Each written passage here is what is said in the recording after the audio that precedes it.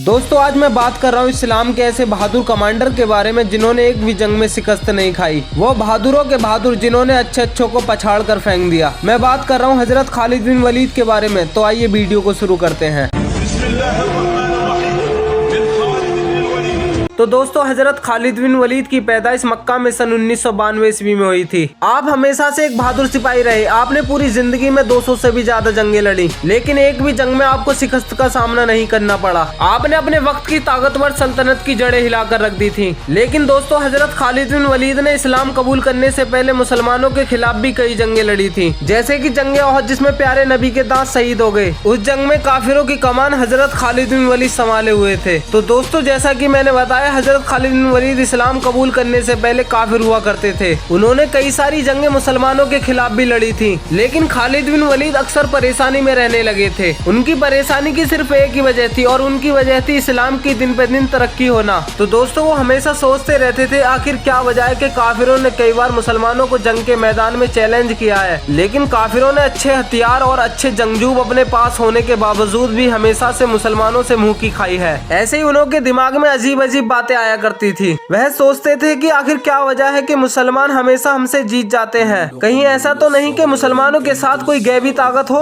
कभी उनके दिमाग में आता कि कहीं ऐसा तो नहीं कि मोहम्मद सही में अल्लाह के रसूल हो। तो दोस्तों हजरत खालिद बिन वलीद इन तमाम बातों से परेशान ही थे कि अचानक से उनके बड़े भाई का एक दिन खत आया। उस खत में लिखा हुआ था कि ए खालिद तुम कहाँ हो? हजरत मोहम्मद सल्लल्लाहु अलैहि वसल्लम ने मुझसे तुम्हारे बारे में पूछा है कि आखिर खालिद कहाँ है। उस खत में उनके भाई ने लिखा हुआ था कि मैं चाहता हूँ इस अंधेरी दुनिया से निकलकर तुम इस्लाम की रोशनी की तरफ आओ और इस्लाम में दाखिल हो जाओ। यह खत पढ़ते ही हजरत खालिद बिन वलीद के ऊपर इतना खतरनाक असर हुआ कि आप फौरन पैगंबर मोहम्मद सल्लल्लाहु ताला अलैहि वसल्लम की तरफ रवाना हुए और उनकी खिदमत में हाजिर होकर आपने इस्लाम कबूल कर लिया। तो दोस्तों हजरत खालिद बिन वलीद ने इस्लाम कबूल करने के बाद मुसलमानों के संग मिलकर रोमन एम्पायर के संग बहुत खतरनाक जंग हुई, और हजरत खालिद बिन वलीद की सिपह सालारी में मुसलमानों ने यह जंग जीत ली। और इस जंग में हजरत खालिद बिन वलीद इतनी जोश के साथ लड़े, इतनी खतरनाक तरीके से लड़े कि इस जंग में हजरत खालिद बिन वलीद के हाथ से 9 तलवारें टूट गई थी। तो दोस्तों सोचिए उस जंग में कितने लोगों को कत्ल किया होगा। तो दोस्तों जब हजरत खालिद बिन वलीद ने जंग को फतेह कर लिया तो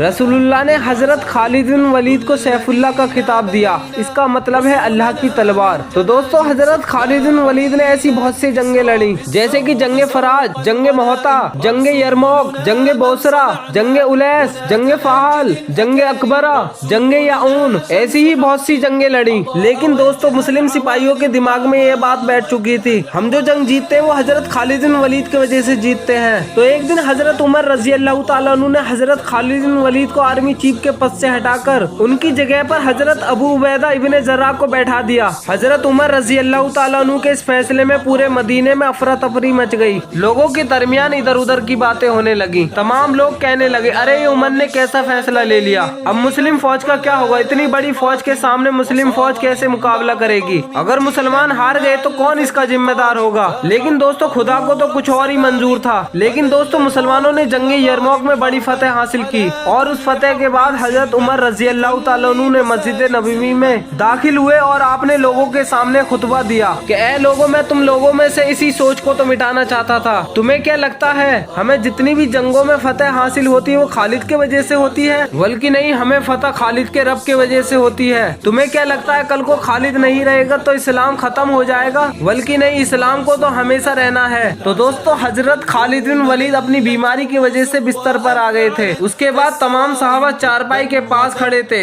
हजरत खालिद बिन वलीद रो रहे थे। सहाबाओं ने पूछा है खालिद बिन वलीद तुम क्यों रो रहे हो? तो हजरत खालिद बिन वलीद फरमाते हैं मेरे जिस्म पर कोई भी हिस्सा ऐसा नहीं है जिस पर तलवार या नेजे का निशान ना हो। मैंने अपनी जिंदगी में सैकड़ों जंगें लड़ी, लेकिन उसके बाद भी आज मैं बिस्तर पर एक बूढ़े ऊंट की तरह मर रहा हूँ। मेरी भी ख्वाहिश थी कि मैं भी किसी जंग में कत्ल होकर मैं भी शहीद का दर्जा हासिल करूँ, लेकिन ऐसा नहीं हो सका। तो वहाँ पर मौजूद सहाबाओं ने हजरत खालिद बिन वलीद से कहा ए खालिद बिन वलीद ऐसे कैसे हो सकता है? आपको अल्लाह के नबी ने सैफुल्लाह यानी आपको अल्लाह की तलवार का लक़ब दिया है। क्या कोई अल्लाह की तलवार तोड़ सकता है? बेशक नहीं। लोगों के लिए एक नसीहत है, अगर मौत लिखी न हो तो मौत खुद जिंदगी जिंदगी की हिफाजत करती है, और अगर मौत मुकद्दर में हो तो जिंदगी खुद मौत से लिपट जाती है। दुनिया के बुज़दिलों को एक मेरा पैगाम सुना दो, अगर मौत मैदान जंग में होती तो खालिद कभी बिस्तर पर न मरता। तो दोस्तों, अगर आपको वीडियो पसंद आई हो तो वीडियो को लाइक करें, चैनल को सब्सक्राइब करें और आप कमेंट में बताएं कि वीडियो कैसी लगी। तो मिलते हैं जल्दी एक नई वीडियो के संग।